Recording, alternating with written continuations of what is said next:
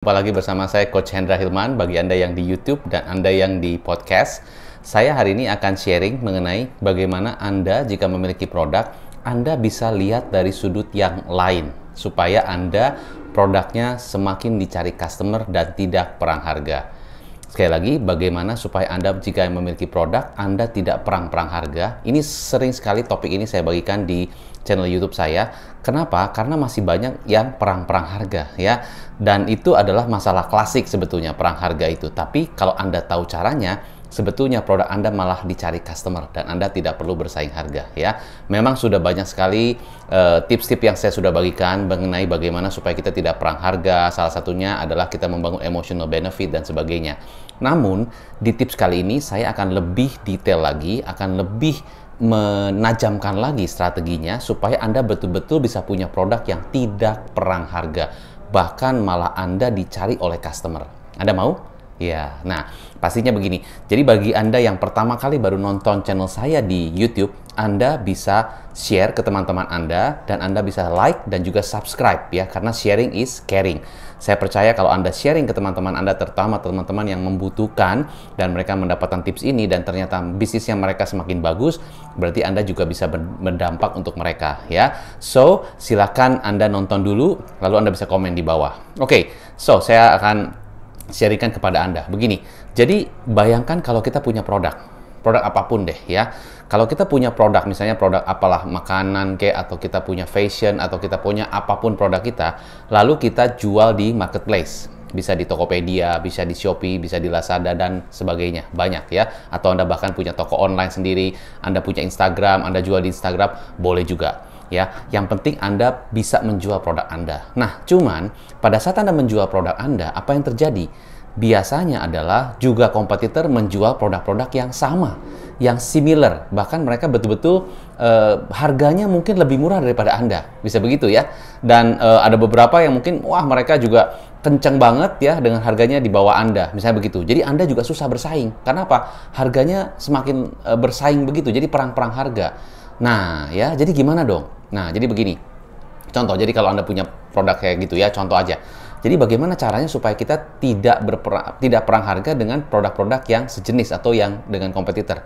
Pertama adalah begini. Jadi balik lagi, kalau kita di Tokopedia misalnya gitu, ataupun kita di Lazada ya, atau dimanapun lah Anda.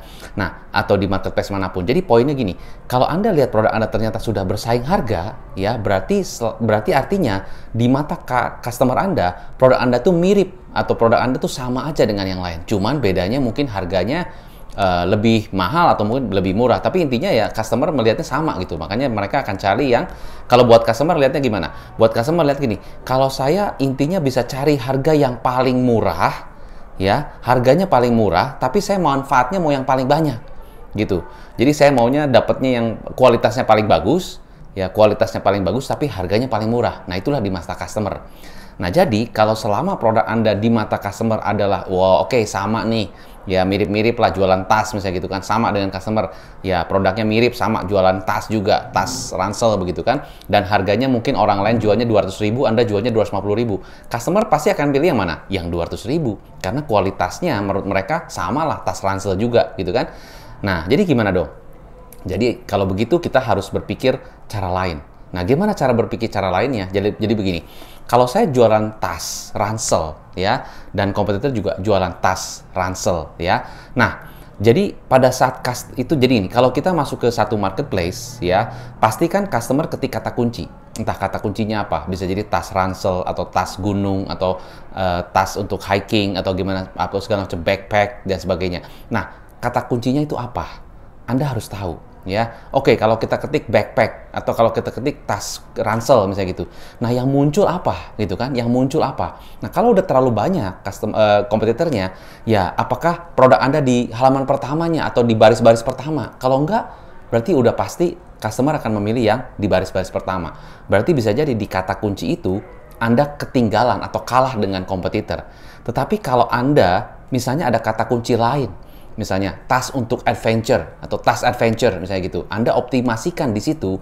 Begitu customer ketik kata kunci tas adventure ya, lalu karena Anda optimasikan di situ, Anda bisa jadi Anda pasang budget iklan lebih banyak dan sebagainya, sehingga Anda bisa mendapatkan optimasi dari keyword itu, begitu customer ketik tas adventure, ternyata yang muncul produk Anda. Nah, bisa jadi Anda menjadi yang pertama yang dilihat oleh customer. Nah, kalau Anda pasang harganya 250.000, tetapi misalnya Anda di paling atas atau nomor 1, dan di situ ada reviewnya juga bagus, pasti customer akan lebih memilih Anda. Kenapa? Karena Anda di keyword itu nomor 1 atau di baris pertama. Nah itu, ya. Jadi kuncinya bukan di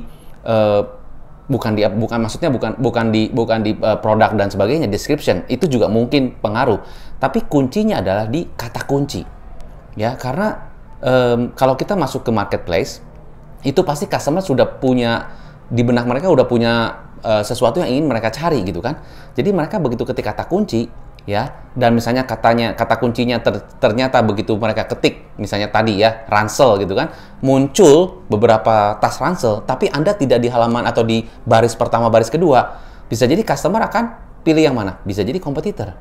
Karena menurut persepsi mereka, yang di atas itu yang lebih bagus lah menurut mereka. Ya, padahal mungkin Anda juga secara kualitas bagus, tapi gimana caranya kasih tahu ke mereka kalau di dalam layar tersebut atau di dalam tampilan itu Anda di baris ketiga, keempat, gitu ya. Memang mungkin customer juga akan browsing, betul ya. Tapi kan pastinya dia menurut persepsinya dia akan pilih, kalau bayangkan kalau Anda jadi customer, kita akan pilih yang mana? Pasti baris 1, baris 2, gitu kan. Apalagi baris 1, baris 2 tuh, wah, ternyata reviewnya bagus gitu, yang terjualnya banyak. Pasti customer akan pilih itu. Walaupun mungkin harganya sedikit lebih mahal, mungkin karena dia melihat yang terjual lebih banyak, ya ratingnya bagus, ya dia pilih itu.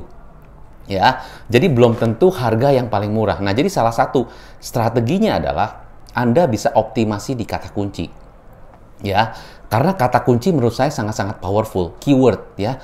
Jadi bayangkan produk Anda. Nah, kalau Anda bayangkan produk Anda coba pikirkan ya. Di produk Anda itu bisa berapa banyak kata kunci yang kira-kira orang akan ketik gitu loh.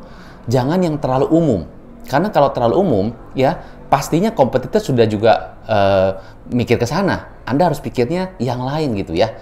Contoh, misalnya apa? Anda jualan apa lagi tadi? Misalnya jualan baju gitu kan, fashion, baju hijab. Ya, kalau Anda ketik baju hijab terus Anda buka gitu kan, terus tiba-tiba kompetitor udah banyak, ya karena baju hijab itu terlalu banyak, terlalu general, terlalu umum. Ya, kalau Anda mau bersaing dengan brand-brand yang top, ya pasti ketinggalan misalnya, karena mereka udah optimasi di situ. Bisa jadi mereka pasang budget lebih tinggi dan sebagainya untuk baju hijab. Tapi kalau lebih spesifik lagi, baju hijab adem, organik misalnya. Tuh, lebih panjang. Baju hijab adem, organik. Jadi selalu fokus ke kata kunci atau optimasi keyword. Nah, itu adalah strategi pertama. Nah, strategi kedua adalah Anda juga bisa bermain di emotional. Nah, ini emotional ini memang harus lebih dipikirkan ya. Ini memang cara kedua. Memang saya sudah sering bahas ini di YouTube, di beberapa video saya. Tetapi saya di sini akan ceritain kepada Anda bagaimana sebuah produk ya, sebuah brand produk, dia masuk ke sisi emosional, dan sehingga di situ sebenarnya dia mengarahkan lebih ke sisi yang orang itu tidak terfikir ke sana. Nah, ini keren banget menurut saya. Kerennya apa? Kerennya adalah jadi produk itu sebenarnya produk komoditi. Tapi gara-gara masuk ke angle emosional, jadi sebuah produk yang punya value. Ya, dan itu lebih terkesannya, wah ini gue banget gitu loh. Gara-gara itu, customer pilih produk itu. Ya, saya kasih tahu begini, ini adalah sebuah produk ya. Produknya sih sebenarnya umum banget ya. Cuma shaving lah, shaving cut gitu loh ya, untuk shaving gitu ya. Pria-pria lah untuk shaving. Nah, lalu di iklan ini ya disebutkan bahwa seorang pria itu lagi shaving, ya, lagi shaving. Lalu setelah di-shave begitu ya, lalu dia merasa wah lebih keren, lebih pede. Akhirnya dari situ dia lebih berani, lebih confident untuk ketemu wanita. Dari situ diangkat confident dan percaya dirinya menjadi satu tagline. Ya, be confident, use this product. Misalnya begitu. Nah, dari sisi situ ternyata orang sebetulnya fokusnya sih ke produknya. Ya, benar jualnya sih produknya. Tapi kalau kita ngarah ke emosionalnya, ternyata sebetulnya diarahkan ke bagaimana karena produk tersebut bisa meningkatkan kepercayaan diri sehingga dia lebih bisa berani untuk ketemu dengan wanita, misalnya begitu, atau ketemu dengan seseorang yang lebih tough dan sebagainya karena dia lebih confident dengan dipakai shave seperti itu. Karena kalau enggak kurang nyaman, kurang pas gitu lah, misalnya seperti itu. Nah, itu adalah salah satu contoh saya bahwa ternyata kalau produknya bisa diangkat dari sisi emosional, ya itu juga bisa membuat produk kita berbeda dari yang lainnya? Memang ini harus dipikirkan dan ini bukan hal yang satu malam bisa langsung jadi. Kita harus pikirkan. Jadi kita harus pikirkan produk itu tuh menjadi solusi apa buat customer kita. Ya, menjadi solusi apa buat customer kita gitu ya. Nah, ini paling penting solusi. Jadi solusi itu adalah begini. Kan kita tuh sebagai seorang pebisnis, kita harus memberikan produk itu yang bisa memberikan solusi kepada target customer kita kan, target market kita, betul ya. Anda punya produk skincare, betul ya. Sebenarnya solusinya apa? Ya solusinya pasti perawatan kulit, itu kan umum. Apa? Skincare solusinya apa? Ya solusinya supaya memutihkan kulit dan sebagainya. Itu juga umum juga, memutihkan kulit ya, atau membersihkan jerawat, itu kan juga sangat-sangat umum. Banyak juga skincare yang fokus kepada memutihkan kulit kan. Nah, di sini saya cuma ingin sharing kepada Anda bahwa begini, sebetulnya kalau kita fokus kepada hanya memutihkan kulit atau hanya perawatan kulit, banyak banget produk-produk skincare yang bisa dipilih oleh customer. Tapi kalau kita lihat contoh satu produk ini keren banget ya, sangat-sangat spesifik dan kalau kita ingat itu pasti kita beli produk itu. Contohnya adalah tolak angin. Ya. Jadi kalau customer masuk angin atau Anda masuk angin, beli produk apa? Ya tolak angin. Karena jelas tuh solusinya.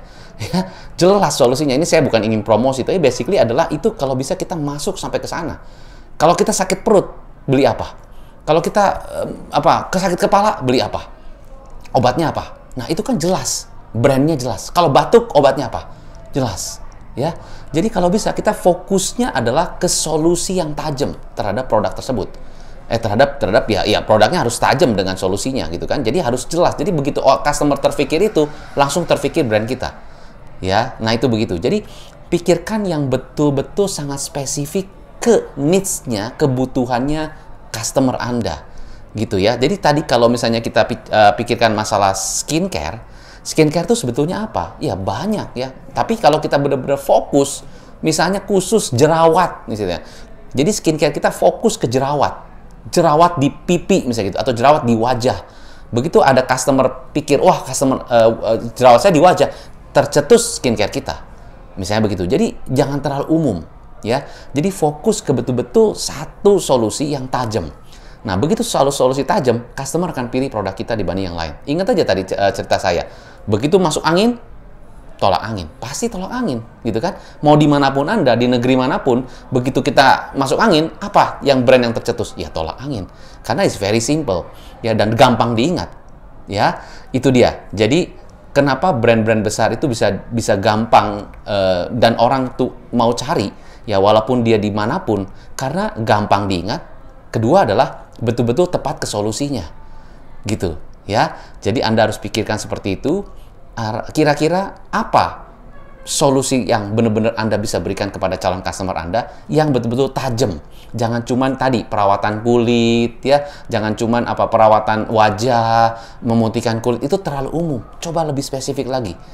Oke, so, jadi kesimpulan buat Anda. Satu, kalau Anda ingin supaya produk Anda tidak bersaing harga, ya, terutama di marketplace, Anda harus bisa optimasi di keyword. Jangan hanya fokus ke keyword-keyword yang terlalu umum. Be specific on your keyword. Itu tips ke satu dari saya. Tips kedua dari saya adalah Anda bisa masuk ke emotional. Cuman emotional juga harus dipikirkan, dan bukan hanya sekedar emotional, tapi betul-betul solusi yang tepat dan tajam. Contohnya seperti tadi tolak angin. Ya, kalau Anda bisa tepat banget, tepat sasaran, ya, dan itu menjadi brand yang diingat oleh customer, wah, customer akan cari produk Anda dibanding yang lain. Oke? Air mineral misalnya contoh, customer akan pilih brand A. Kenapa? Karena itu lebih gampang diingat dan orang jelas, oh iya tepat sasaran, pengen minum air mineral, ya pilih brand A itu. Gitu ya. Nah, sakit kepala, pilih apa? Batuk, pilih apa? Ya, mules-mules, sakit perut, pilih apa? Dan sebagainya. Oke? So, PR buat Anda adalah coba pikirkan, apakah produk Anda cukup spesifik buat target market Anda? Kalau produk Anda tidak spesifik, ya maka jangan-jangan Anda perang harga terus. Ya, jadi jadilah yang spesifik dan tajam kepada spesifik target market Anda. Semoga bisa bermanfaat buat Anda selalu. Saya Coach Hendra Hilman, sukses, stay healthy, stay positif, salam pengusaha.